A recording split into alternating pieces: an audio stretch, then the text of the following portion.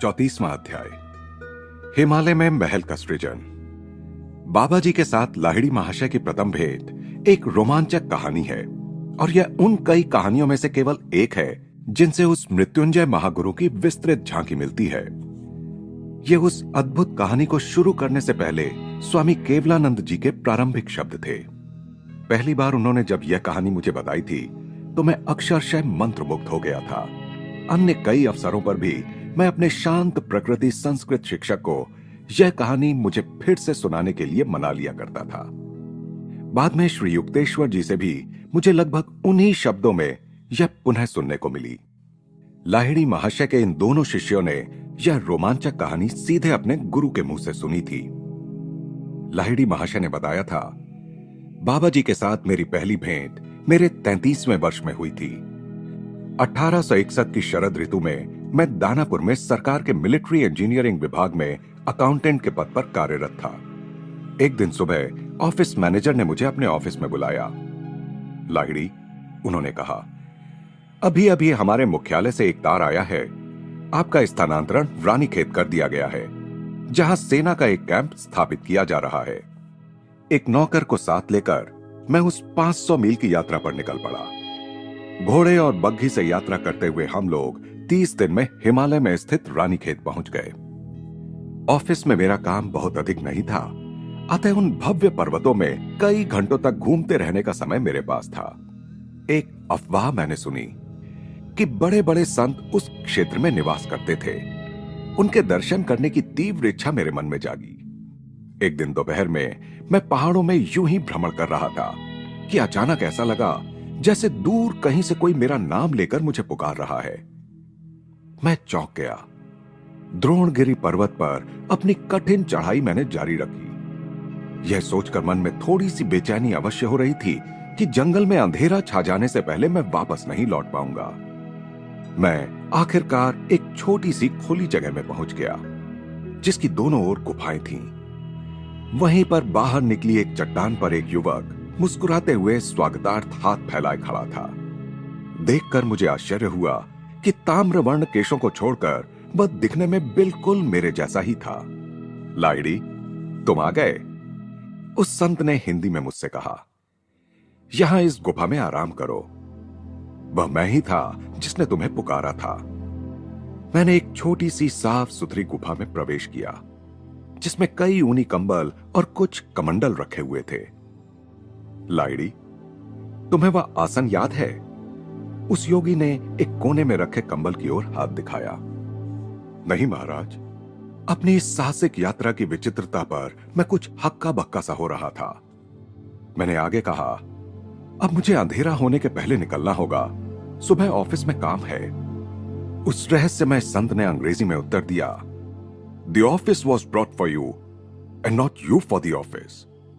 यानी ऑफिस को तुम्हारे लिए लाया गया है, तुम्हें ऑफिस के लिए नहीं। मैं अवाक रह गया कि यह वनवासी तपस्वी न केवल अंग्रेजी बोलता है, बल्कि ईसा मसीह के शब्दों का अर्थ भी इसके शब्दों में ध्वनित हो रहा है। मैं देख रहा हूं कि मेरे तार ने अपना काम किया है। योगी की इस टिप्पणी का अर्थ मेरी समझ में नहीं आया।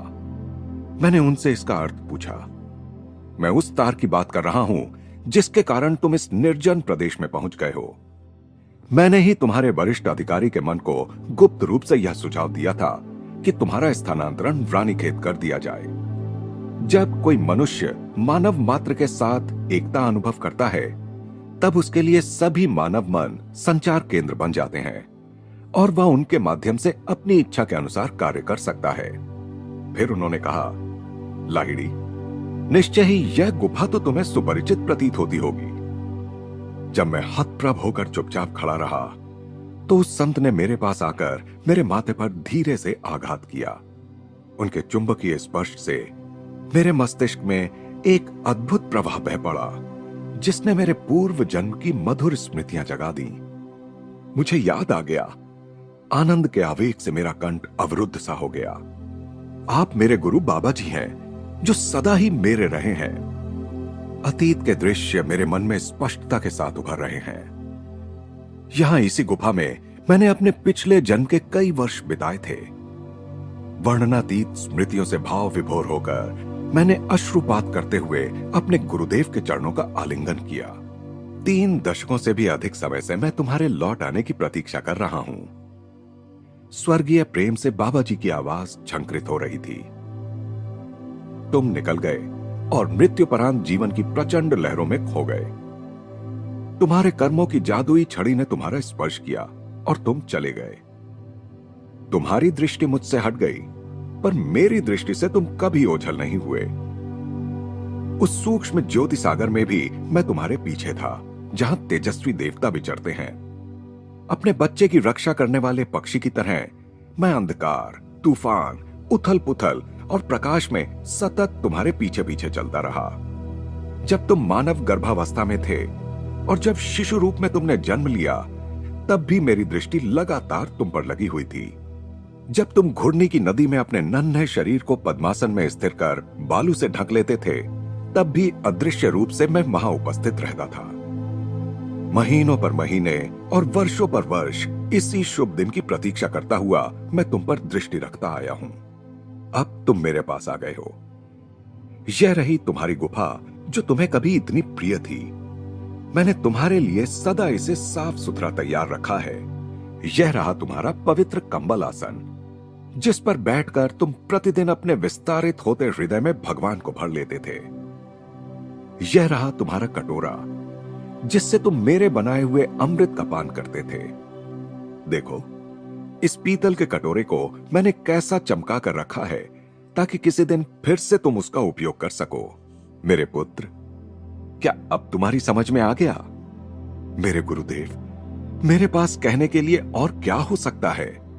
गदगद स्वर में मैं धीरे से बोला।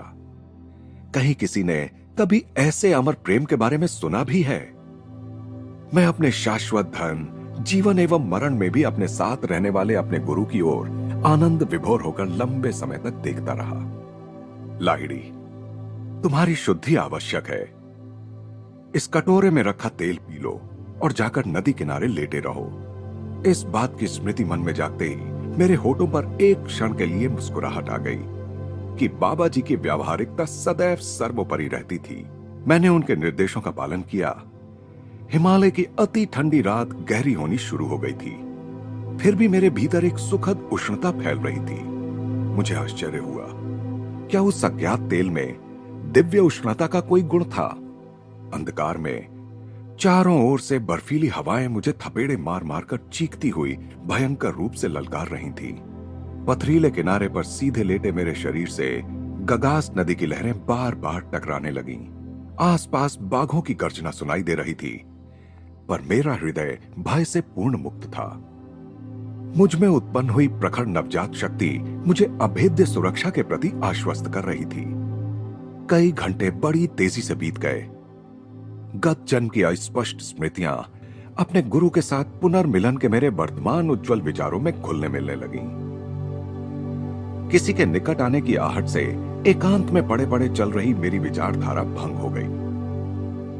अंधेरे में एक आदमी ने मुझे हाथ देकर खड़े होने में सहायता दी और कुछ सूखे वस्त्र दिए। आओ बंधु, उस आदमी ने कहा, गुरुदेव तुम्हारी प्रतीक्षा कर रहे हैं। जंगल में मुझे रास्ता दिखाता हुआ वह मेरे आगे आगे चलने लगा। जब हम अपने रास्ते के एक मोड़ पर पहुंचे, तब अचानक दूर दिखाई देने वाले एक स्थिर प्रकाश से रात में उजाला हो गया। क्या सूर्योदय हो रहा है?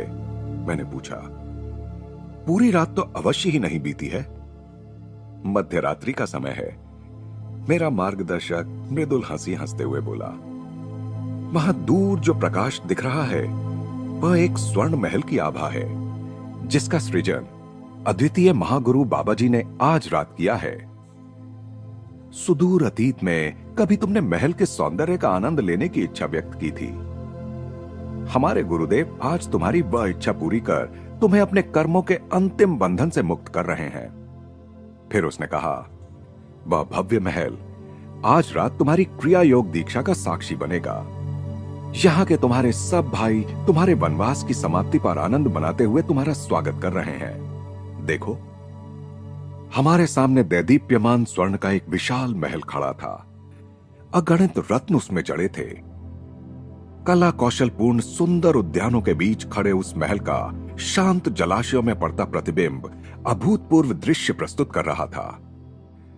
रास्ते में ऊंची ऊंची कमानों में अत्यंत सुंदर बारीक नक्काशी में अमूल्य हीरे, माणिक, पन्ने और तरह तरह के रत्न जड़े हुए थे।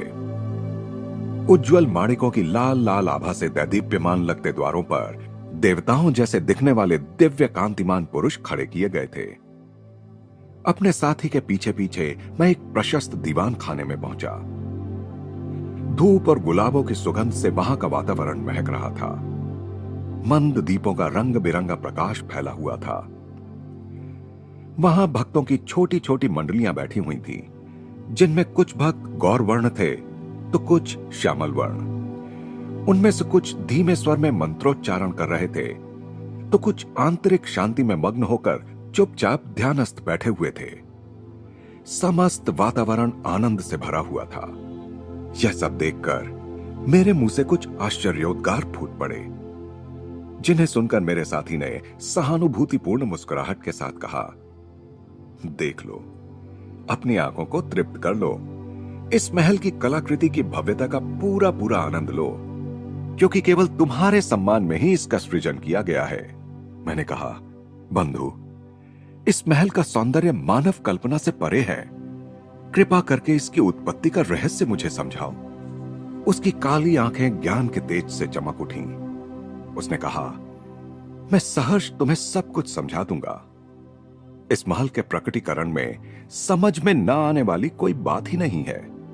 सारा ब्रह्मांड विधाता के विचार का मूर्त रूप है। अंतरिक्ष में भ्रमण करता पृथ्वी का यह भारी गोला ईश्वर का एक स्वप्न मात्र है। भगवान ने सभी कुछ मात्र अपने मन से निर्मित किया। ठीक उसी प्रकार जिस प्रकार मनुष्य अपने स्वप्न में स्वप्न सृष्टि की रचना करता है और उस सृष्टि में सृष्टि जीवों को भी भर देता है। परमात्मा ने पहले केवल पृथ्वी की कल्पना की, फिर उसने उस कल्पना को गति प्रदान की, जिसके फलस्वरूप अणुशक्ति और फिर पदार्थ जगत अस्तित्व में आया। तत्पश्चात उसने पृथ्वी के अणुओं को एकत्रित किया और ठोस गोला बनाया। इस गोले के सारे अणु ईश्वर की इच्छा शक्ति से ही एकत्रित हुए हैं। जब भगवान अपनी इच्छा शक्ति को वापस निकाल लेंगे, तब पृथ्वी के सारे अणु ऊर्जा में रूपांतरित हो जाएंगे। वह आणविक ऊर्जा अपने मूल स्रोत चैतन्य में वापस चली जाएगी। पृथ्वी की कल्पना अपना मूर्त रूप छोड़कर अमूर्त हो जाएगी। स्वप्न दृष्टा के अवचेतन विचार से ही स्वप्न सृष्टि मूर्त रूप धारण करके रहती है। जागृतावस्था में जब वह जोड़कर रखने वाला विचार वापस खींच लिया जाता है, तो स्वप्न और उस स्वप्न के तत्व विलीन हो जाते हैं। मनुष्य आंखें बंद कर स्वप्न सृष्टि खड़ी कर लेता है, जो जागने पर वह बिना किसी प्रयास के विसर्जित कर देता है। वह मूल ईश्वरीय प्रारूप का ही अनुकरण करता है।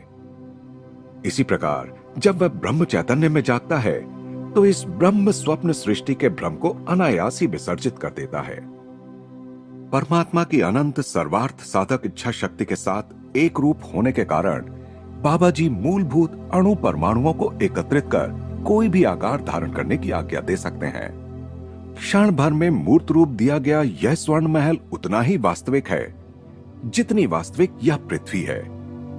बाबा जी ने उसी प्रकार इस महल का सृजन अपने मन से किया है और अपनी इच्छा शक्ति से उसके अणुओं को एक साथ पकड़कर रखा है, जिस प्रकार ईश्वर के विचार ने पृथ्वी का सृजन किया और उसकी इच्छा शक्ति इसके अस्तित्व को बनाए हुए है। फिर उसने कहा, जब इस महल के सृजन का उद्देश्य पूरा हो जाएगा, तब बाबा जी उसे विसर्जित कर देंगे।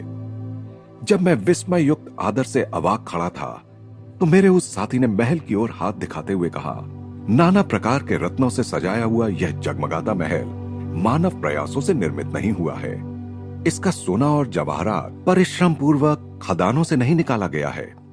यह विशाल महल मानव के समक्ष विशाल चुनौती के रूप में खड़ा है। जो कोई भी स्वयं को ईश्वर के पुत्र के रूप में पहचान लेगा, जैसे बाबा जी ने स्वयं को पहचान लिया है, वह अपने अंदर छिपी अनंत शक्तियों के द्वारा कोई भी लक्ष्य प्राप्त कर सकता है। सामान्य पत्थर में भी विराट परमाणुविक शक्तियां छिपी हुई हैं। उसी प्रकार क्षुद्रतम मर्त्य मानव भी ईश्वरीय शक्तियों का भंडार है। उस महात्मा ने पास ही रखी एक मेज से एक अत्यंत सुंदर फूलदान उठा लिया, जिसकी मूठ उसमें जड़े हीरों से जगमगा रही थी।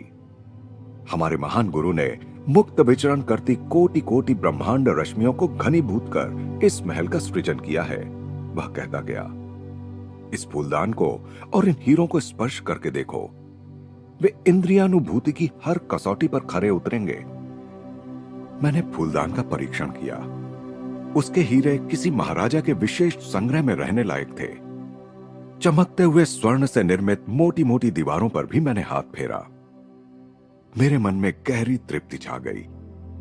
साथ ही ऐसा लगा कि मेरे पूर्व जन्मों से मेरे अवचेतन मन में छिपकर बैठी एक इच्छा तृप्त होकर खत्म हो गई। वह तेजस्वी पुरुष मुझे अलंकृत कमानों और दालानों में से ले जाता हुआ ऐसे अनेक कमरों में ले गया जो किसी सम्राट के महल के कमरों के समान साज सामान से सजाए हुए थे। फिर हमने एक अत्यंत विशाल कक्ष में प्रवेश किया। उस कक्ष के बीचों बीच एक स्वर्ण सिंहासन रखा हुआ था, जिसमें जड़े हुए रत्न रंग बिरंगी छटाएं बिखेर रहे थे। उस सिंहासन पर पद्मासन में बैठे थे महाअवतार बाबा जी। मैंने उस चमकते फर्श पर उनके चरणों में सिर रखकर उन्हें प्रणाम किया। लाइडी, क्या स्वर्ण महल की अपनी स्वप्न आकांक्षाओं की पूर्ति में अभी भी तुम्हें आनंद आ रहा है? मेरे गुरु की आंखें उनके ही द्वारा सृष्ट रत्नों की भांति चमक रही थी। जागो, तुम्हारी सारी ऐहिक तृष्णाएं अब सदा सदा के लिए तृप्त होने वाली हैं। उन्होंने आशीर्वाद स्वरूप कुछ गूढ़ मंत्रों का धीमे स्वर में उच्चारण किया। मेरे पुत्र, उठो, क्रिया योग की दीक्षा ग्रहण कर ईश्वर के राज्य में प्रवेश करो। बाबा जी ने अपना हाथ उठाया। धधकती अग्नि ज्वालाओं से युक्त एक हवन कुंड तत्क्षण वहां प्रकट हुआ। हवन कुंड के चारों ओर फल फूल सजे हुए थे। इस अग्नि वेदी के समक्ष मुझे मुक्तिदायक क्रिया योग की दीक्षा मिली। भोर होते होते सारे विधि संस्कार संपन्न हो गए। परमानंद की उस अवस्था में मुझे निद्रा की कोई आवश्यकता प्रतीत नहीं हुई। दीक्षा के बाद मैं महल की अमूल्य वस्तुओं और उत्कृष्टतम कलाकृतियों से सुसज्जित कमरों में भटकता हुआ उद्यानों में गया। वहां आसपास वही गुफाएं और पर्वत शिलाएं मुझे दिखाई दी जो मैंने कल देखी थी, परंतु कल वे किसी महल या पुष्पोद्यान के समीप तो नहीं लगी थी। हिमालय के शीतल सूर्य प्रकाश में वह महल अब कल्पनातीत आभा के साथ चमक रहा था। मैं महल में वापस जाकर अपने गुरु के सामने खड़ा हो गया। वे अभी भी सिंहासन पर विराजमान थे और उनके आसपास अनेक शिष्य चुपचाप बैठे हुए थे। लाहिड़ी, तुम्हें भूख लगी है? बाबा जी ने फिर कहा। अपनी आंखें बंद करो। जब मैंने पुनः आंखें खोली तो अपने उद्यानों सहित वह मंत्रमुग्ध कर देने वाला महल अदृश्य हो गया था। मैं, बाबा जी और उनके सभी शिष्य अब केवल भूमि पर ठीक उसी स्थान पर बैठे हुए थे जहां थोड़ी देर पहले तक वह अद्भुत महल खड़ा था। यह स्थान सूर्य प्रकाश में स्पष्ट दिखते गुफाओं के प्रवेश द्वारों से दूर नहीं था। मुझे याद आया कि मेरे उस पथ प्रदर्शक ने मुझे बताया था कि महल विसर्जित कर दिया जाएगा। उसमें पकड़ कर रखे हुए सब अणु परमाणुओं को मुक्त कर उनके मूल विचार स्वरूपों में विलीन कर दिया जाएगा जहां से वे आए थे। मैं स्तंभित हो गया था। फिर भी मैंने पूर्ण विश्वास के साथ अपने गुरु की ओर देखा। चमत्कारों से भरे इस दिन आगे क्या होने वाला है मालूम नहीं था। जिस उद्देश्य के लिए महल का सृजन किया गया था वह उद्देश्य पूरा हो चुका है, बाबा जी ने स्पष्ट किया। उन्होंने भूमि से एक हांडी उठाई। इस पर अपना हाथ रखो और जो भी खाने की तुम्हारी इच्छा हो वह इसमें से निकाल लो। मैंने उस चौड़ी खाली हांडी का स्पर्श किया। घी में तली गरम गरम पूरियां, रसेदार सब्जी और मिठाइयां उसमें प्रकट हो गईं। जैसे जैसे मैं खाता जा रहा था मैंने देखा कि हांडी सदा वैसी की वैसी ही भरी रहती थी। जब भोजन पूरा हो गया तो मैं पानी के लिए इधर उधर देखने लगा। मेरे गुरु ने मेरे सामने रखी हांडी की ओर इशारा किया। सारे खाद्य पदार्थ उसमें से गायब हो गए थे और उनके स्थान पर अब शुद्ध निर्मल जल उसमें दिखाई दे रहा था। बहुत ही थोड़े मर्त्य मानवों को यह ज्ञात है कि ईश्वर के राज्य में ऐहिक परिपूर्तियां भी सम्मिलित हैं। बाबा जी ने कहा, दैवी जगत की सत्ता इहलोक में भी चलती है, परंतु इहलोक का स्वरूप ही भ्रमात्मक होने के कारण उसमें सत्य के दैवी तत्व का अभाव है। परम प्रिय गुरुदेव, गत रात्रि को आपने मेरे लिए पृथ्वी पर स्वर्ग के सौंदर्य को प्रकट किया। अदृश्य हुए महल की स्मृति में मैं मुस्कुराने लगा। निश्चय ही किसी साधारण योगी ने ब्रह्म के श्रद्धास्पद गूढ़ तत्वों की खोज का आरंभ इतनी विलास ऐश्वर्यपूर्ण परिस्थितियों में नहीं किया होगा।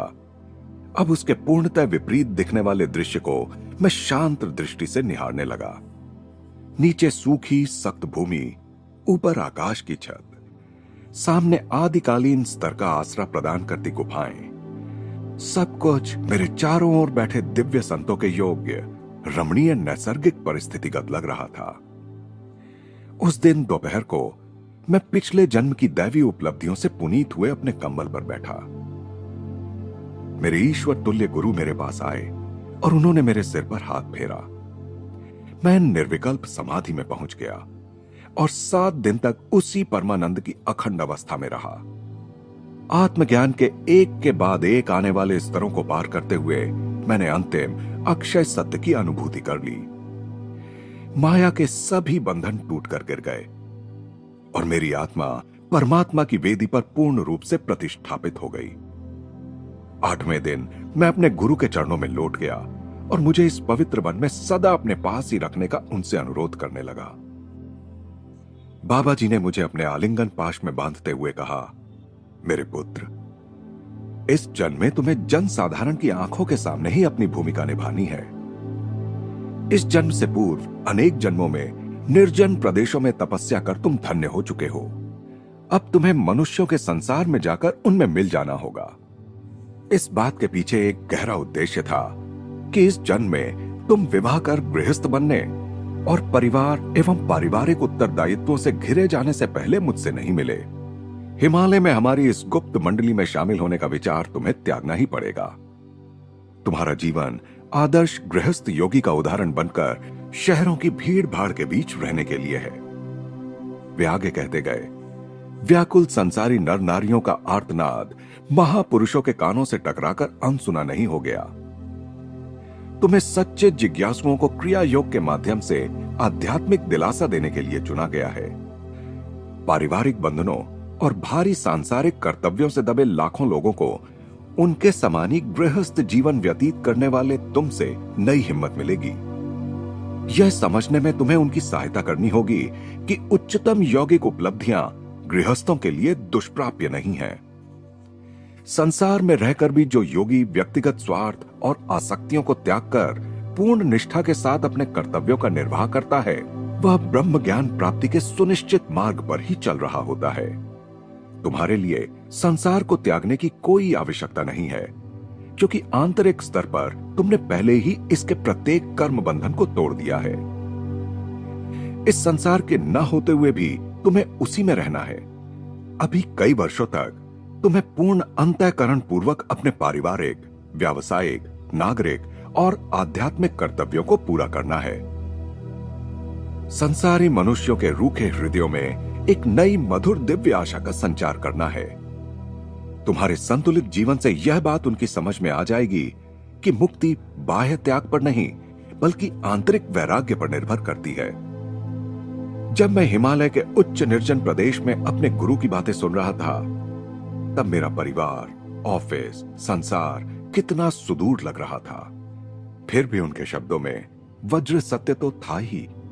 अतः विवश होकर मुझे शांति के उस स्वर्ग को छोड़कर जाने की बात माननी ही पड़ी। गुरु से शिष्य को योग विद्या दिए जाने के संबंध में बाबा जी ने मुझे प्राचीन कठोर नियमों का ज्ञान कराया। उन्होंने कहा, केवल योग्य शिष्यों को ही क्रिया की यह कुंजी देना। ध्यान के विज्ञान द्वारा जीवन के अंतिम रहस्यों का पता लगाने के लिए केवल वही योग्य है जो ईश्वर की खोज में अन्य सब कुछ त्याग देने का संकल्प करता है। दयामय गुरुदेव, विलुप्त हुई क्रिया योग विद्या का पुनरुद्धार कर आपने पहले ही मानव जाति पर इतनी बड़ी कृपा की है। अब शिष्यत्व की कठोर आवश्यकताओं को शिथिल करके क्या और थोड़ी कृपा नहीं करेंगे? मैं अनुनय पूर्वक बाबा जी की ओर देखता रहा।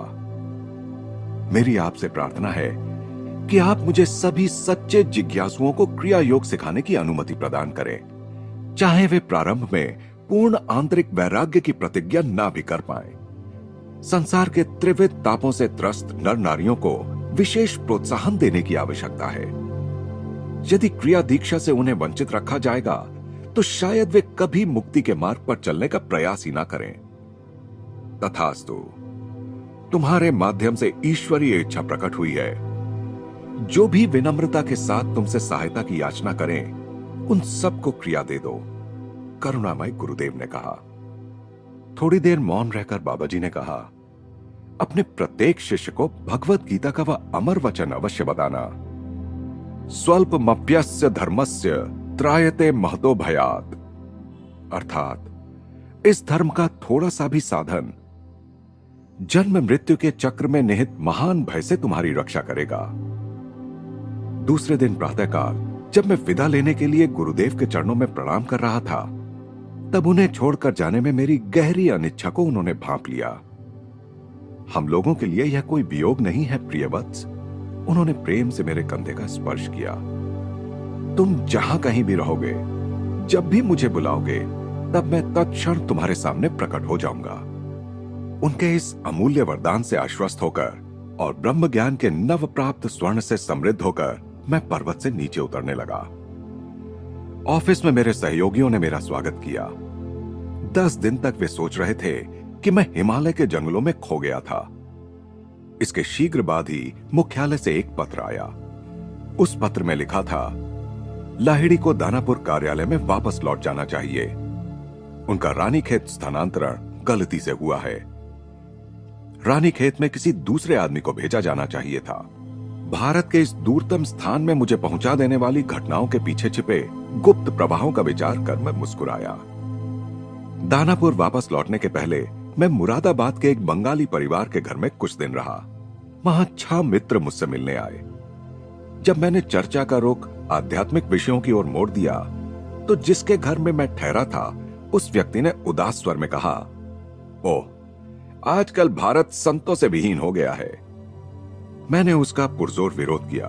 बाबू, अभी भी इस भूमि में महान संत विद्यमान हैं। आध्यात्मिक उत्साह के कारण हिमालय के अपने चमत्कार पूर्ण अनुभवों का वर्णन करने की उत्कट प्रेरणा मेरे मन में जाग गई। मित्र मंडली ने विनम्रता पूर्वक अविश्वास व्यक्त किया। उनमें से एक ने सांत्वना के स्वर में कहा, लाहिड़ी, पर्वतों की विरल हवा में तुम्हारे मस्तिष्क पर दबाव पड़ा है। तुमने अभी जो बताया है वह कोई दिवा स्वप्न है। सच्चाई के जोश में मैंने बिना कुछ सोचे समझे बोल दिया, यदि मैं अपने गुरु को पुकारूं तो वे अभी इसी घर में प्रकट हो जाएंगे। सबकी आंखें कौतूहल से चमक उठी। इसमें कोई आश्चर्य नहीं था कि वे सब ऐसी किसी घटना को देखने के लिए उत्सुक थे। कुछ अनिच्छा पूर्वक ही मैंने एक शांत कमरे और 2 नए ऊनी कंबलों की व्यवस्था करने के लिए कहा। गुरुदेव हवा में से यहां प्रकट होंगे, मैंने कहा। दरवाजे के बाहर शांत बैठे रहो, मैं जल्द ही आप लोगों को बुला लूंगा। ध्यान की अवस्था में डूबकर मैं विनम्रता पूर्वक गुरुदेव का आवाहन करने लगा। अंधेरे कमरे में मंद शांतिदायक प्रकाश भर गया। बाबा जी की तेजस्वी ज्योतिर्मय मूर्ति प्रकट हो गई। लाहिड़ी, क्या तुम मुझे ऐसी व्यर्थ बातों के लिए बुलाते हो? गुरुदेव की दृष्टि कठोर थी। सत्य सच्चे साधकों के लिए है, व्यर्थ कुतूहल वालों के लिए नहीं। देखने के बाद विश्वास करना तो आसान है, उसमें फिर किसी आत्मशोध की आवश्यकता ही नहीं रहती। इंद्रियातीत सत्य की खोज केवल वही लोग कर पाते हैं जो अपनी स्वाभाविक संसारजन्य शंका कुशंकाओं से ऊपर उठते हैं, और केवल वही इसके अधिकारी भी हैं। फिर उन्होंने गंभीर होकर कहा, मुझे जाने दो। मैं अनुनय विनय करता हुआ उनके चरणों में गिर पड़ा। पूज्य गुरुदेव, अपनी गहरी भूल मेरी समझ में आ गई है, मैं उसके लिए आपसे क्षमा मांगता हूं। आध्यात्मिक दृष्टि से इन अंधे लोगों के हृदय में विश्वास जगाने के लिए ही मैंने आपको बुलाने का साहस किया। अब जब आप मेरी प्रार्थना पर कृपा करके यहां पधारे ही हैं, तो कृपया मेरे मित्रों को आशीर्वाद दिए बिना चले मत जाइए। वे अविश्वासी भले ही हों, परंतु कम से कम मेरे अद्भुत कथन की जांच करने के लिए तो तैयार थे। ठीक है, मैं थोड़ी देर रुक जाता हूं। मैं नहीं चाहता कि तुम्हारे मित्रों के सामने तुम्हारी बात मिथ्या सिद्ध हो। बाबा जी का चेहरा अब नरम पड़ गया था, परंतु उन्होंने सौम्य स्वर में आगे कहा, इसके बाद मेरे पुत्र, मैं तभी आऊंगा जब तुम्हें मेरी आवश्यकता होगी। जब जब तुम बुलाओगे तब तब सदैव ही नहीं आऊंगा। जब मैंने दरवाजा खोला तब बाहर बैठी छोटी सी मंडली में तनावपूर्ण सन्नाटा छाया हुआ था। मेरे मित्र कंबल के आसन पर विराजमान ज्योतिर्मय मूर्ति की ओर ऐसे देख रहे थे मानो उन्हें अपनी आंखों पर विश्वास नहीं हो रहा हो। यह सामूहिक सम्मोहन है। एक आदमी उद्दत भाव से हंसा। हमें पता चले बिना कोई भी इस कमरे में नहीं जा सकता था।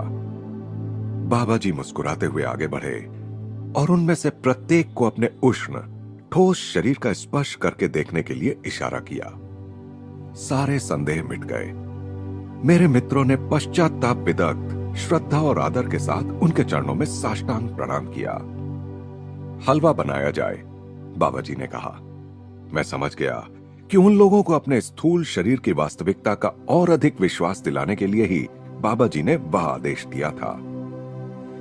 जब तक हलवा तैयार हो रहा था, महागुरु विनम्रता के साथ बातें करते रहे। उन संशयात्माओं का दृढ़ भक्तों में रूपांतरण देखते ही बनता था।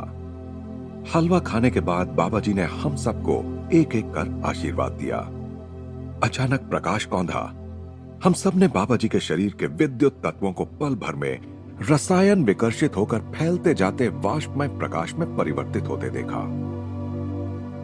महागुरु की ईश्वर के साथ एक रूप हुई इच्छा शक्ति ने उनके शरीर के रूप में एकत्रित पकड़ रखे आकाश तत्व के अणुओं पर अपनी पकड़ ढीली कर दी और उसी के साथ करोड़ों प्राण कणिकाओं के स्फुल्लिंग अनंत ब्रह्म सागर में विलीन हो गए।